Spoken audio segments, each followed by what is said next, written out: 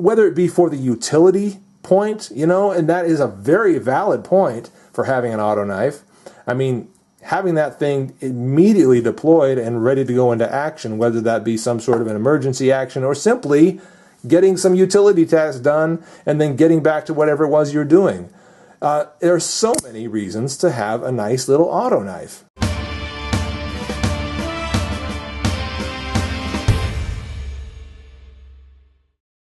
In memory, the most popular semi-automatic rifle in the world, Boker Knives brings us the Boker Kalashnikov automatic folding knives. Now, these knives have been out for quite a while, so excuse the fact that I'm a little late to the game. That's why they call me, anyways.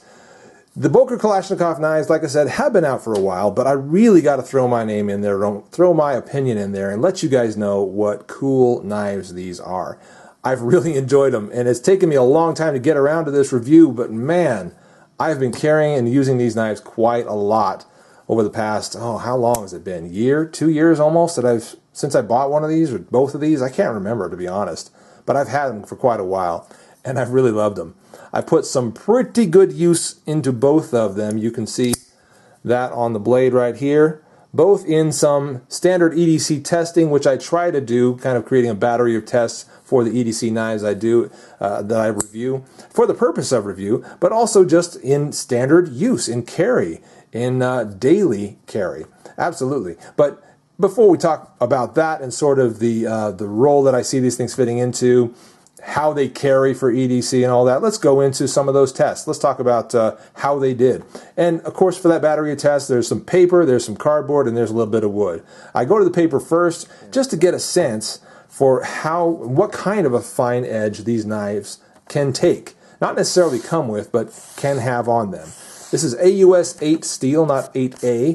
8A is a little bit better, but AUS 8 is pretty good steel. And it does take a pretty nice fine edge. It'll slice through that paper, no problem. As long as you get it nice and sharp, obviously, it'll perform really nicely. It'll perform through slice through any kind of materials very, very nicely. And that's demonstrated by how well it did on that the paper.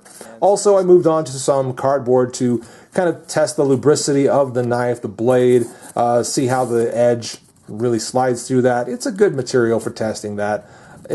These knives both did pretty well. I'm showing you just the larger of the two, but they both did pretty well with that. Of course, the larger Kalashnikov is going to be much more comfortable in hand for any of these tasks, any of these EDC type tasks. However, I feel like the mini Kalashnikov, as a sub EDC is what I would call it, is definitely one of those ones that is really, really easy to carry and have on you all the time. Back to the tests. I also bore down on some wood and tried to kind of carve away at that for a little bit to get a sense for how the knife felt in hand when you're really putting some weight down on it. Like any other knife, it will kind of push back and grind into your palm and into your thumb, especially that jimping up there at the top of the knife. It is sharp enough that if your thumb is really pressing down into it, pushing forward on it, you're going to feel it. And if it's not your thumb, then it's your palm. It's the web of your palm, and that's going to feel it. So, as far as comfort for really digging into some knives, no, it's not super comfortable, but it's not designed for that comfort. It's not like it's a Mora knife or something. Okay, but as an EDC knife, yeah, absolutely. You're going to be able to get some everyday carry tasks done, and even some harder tasks done when you need to. So that was kind of the conclusion of my standard testing that I try to put these knives through. Let's talk a little bit about how they carry and some of the experience in carrying them and why I recommend them for that. So I carried both of them pretty profusely.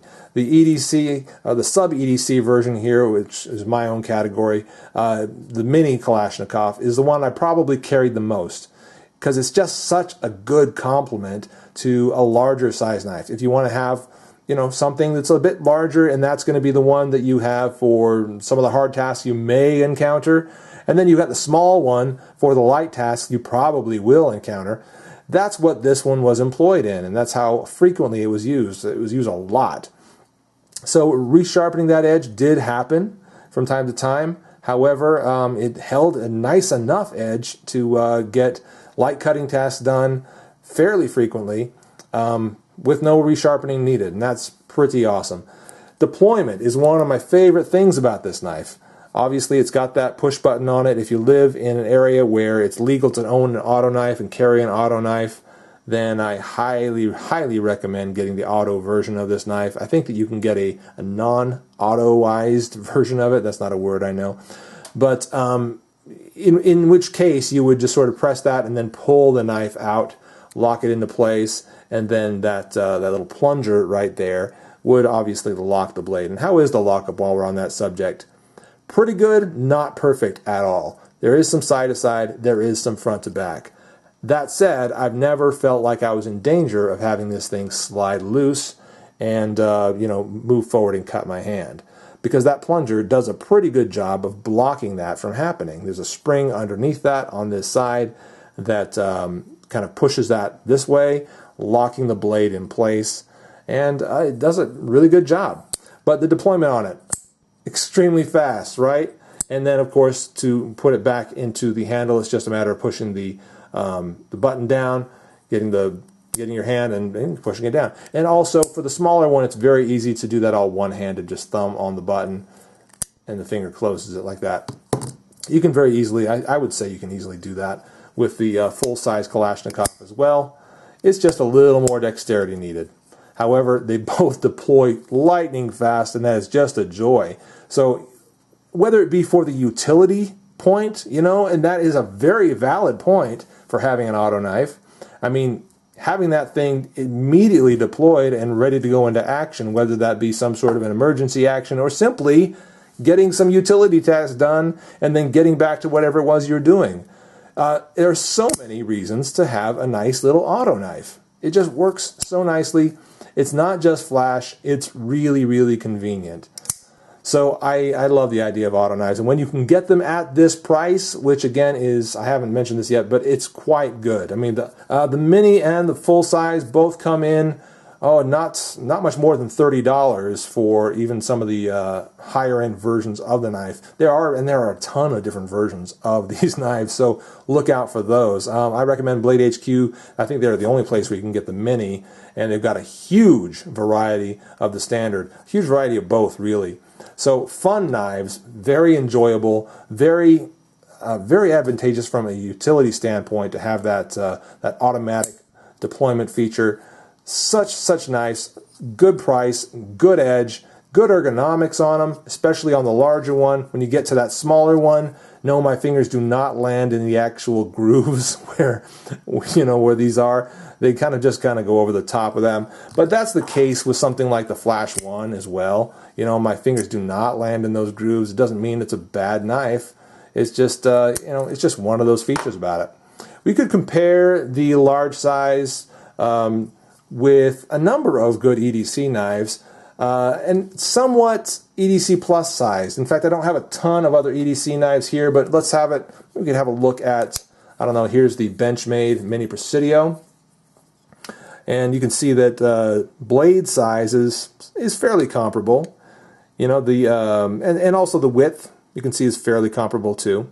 The weight is also really, really comparable. So pretty good ease of carry on that standard Kalashnikov in comparison to something like the Benchmade Mini Presidio. We could also talk about this one right here.